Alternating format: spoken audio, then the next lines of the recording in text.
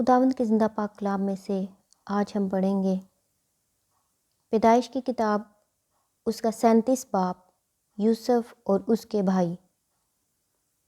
اور یعقوب ملک کنعان میں رہتا تھا، جہاں اس کا باپ مسافر کی طرح رہا تھا۔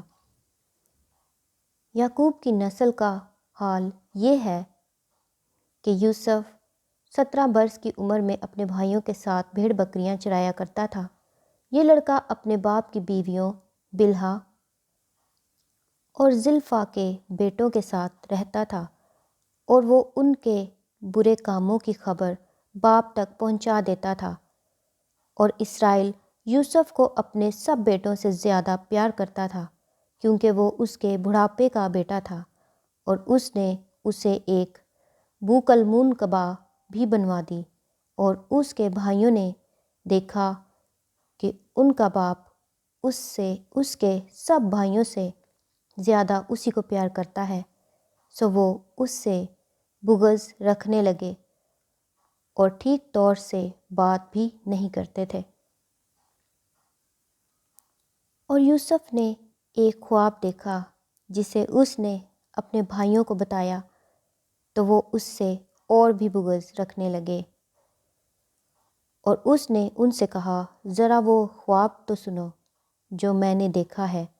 ہم کھیت میں پولے باندھتے تھے، اور کیا دیکھتا ہوں کہ میرا پولا اٹھا اور سیدھا کھڑا ہو گیا، اور تمہارے پولوں نے میرے پولے کو چاروں طرف سے گھیر لیا اور اسے سجدہ کیا۔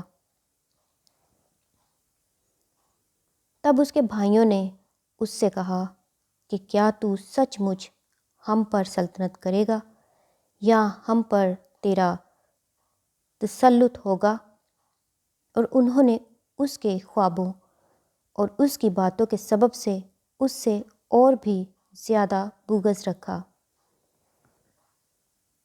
پھر اس نے دوسرا خواب دیکھا اور اپنے بھائیوں کو بتایا۔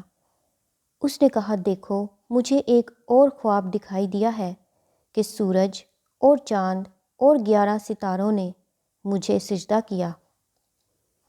اور اس نے اسے اپنے باپ اور بھائیوں دونوں کو بتایا۔ تب اس کے باپ نے اسے ڈانٹا اور کہا کہ یہ خواب کیا ہے جو تو نے دیکھا ہے؟ کیا میں اور تیری ماں اور تیرے بھائی سچ مچ تیرے آگے زمین پر جھک کر تجھے سجدہ کریں گے؟ اور اس کے بھائیوں کو اس سے حسد ہو گیا، لیکن اس کے باپ نے یہ بات یاد رکھی۔ یوسف بیچا جاتا اور مصر کو لے جایا جاتا ہے، اور اس کے بھائی اپنے باپ کی بھیڑ بکریاں چرانے سکم کو گئے۔ تب اسرائیل نے یوسف سے کہا، تیرے بھائی سکم میں بھیڑ بکریوں کو چرا رہے ہوں گے، سو آ کہ میں تجھے ان کے پاس بھیجوں۔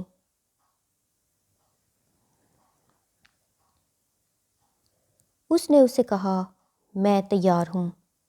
تب اس نے کہا، تو جا کر دیکھ کہ تیرے بھائیوں کا اور بھیڑ بکریوں کا کیا حال ہے، اور آ کر مجھے خبر دے۔ سو اس نے اسے حبرون کی وادی سے بھیجا، اور وہ سکم میں آیا، اور ایک شخص نے اسے میدان میں ادھر ادھر آوارہ پھرتے پایا۔ یہ دیکھ کر اس شخص نے اس سے پوچھا کہ تو کیا ڈھونڈتا ہے؟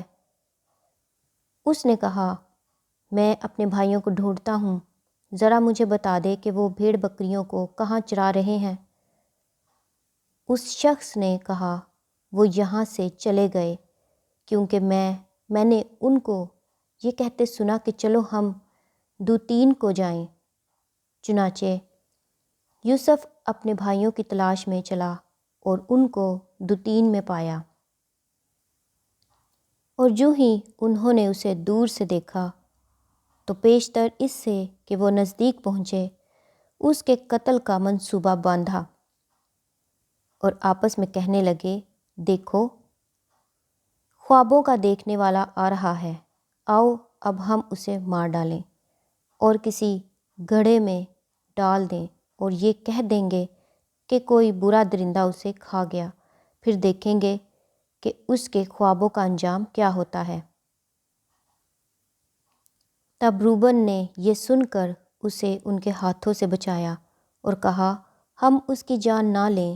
اور روبن نے ان سے یہ بھی کہا کہ خون نہ بہاؤ، بلکہ اسے اس گڑھے میں جو بیابان میں ہے ڈال دو، لیکن اس پر ہاتھ نہ اٹھاؤ۔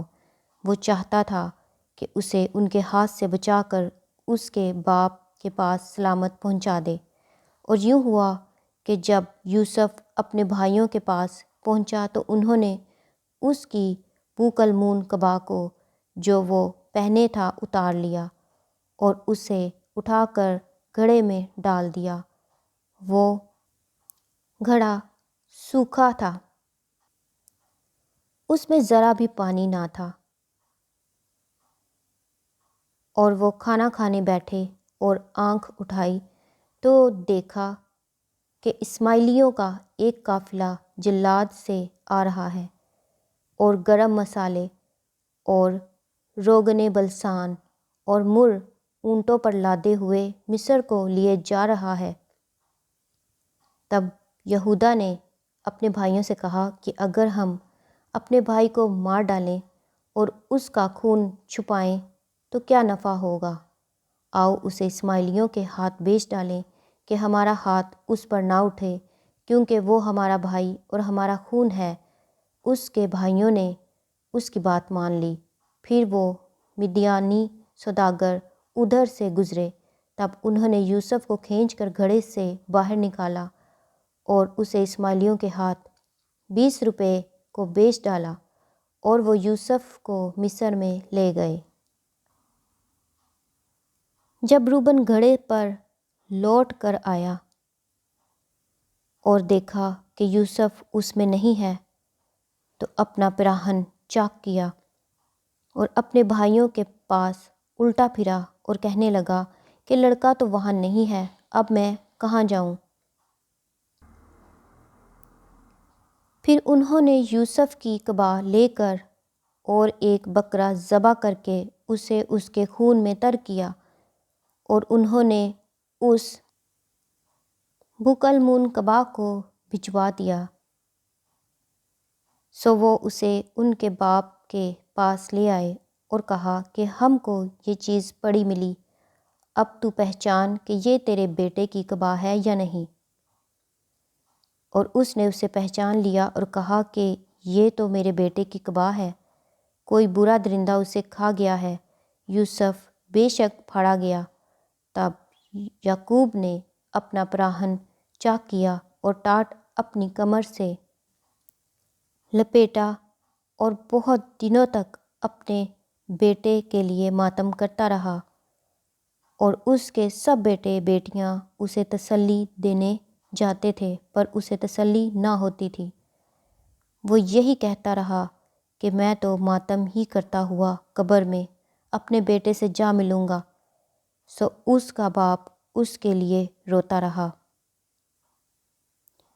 اور مدیانیوں نے اسے مصر میں پوتیفار کے ہاتھ، جو فرعون کا ایک حاکم اور جلوداروں کا سردار تھا، بیچا۔